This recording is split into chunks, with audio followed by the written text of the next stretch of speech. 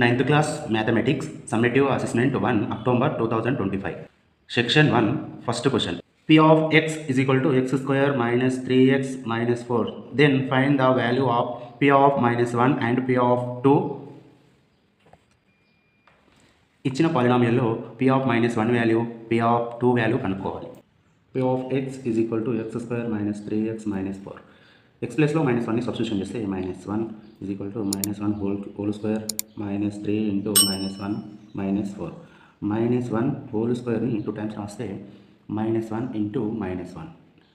Minus into minus is equal to plus అవుతుంది 1 1 జా 1 minus 3 minus into minus 1 minus 4 1 minus into minus is equal to plus 3 1 జా 3 minus 4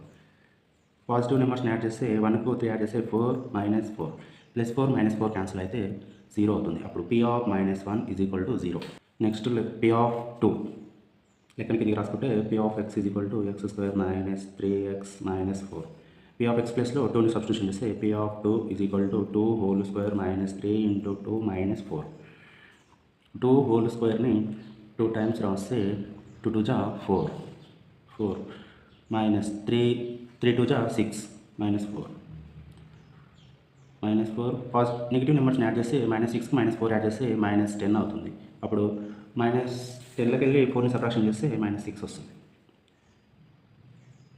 p of 2 is equal to minus 6.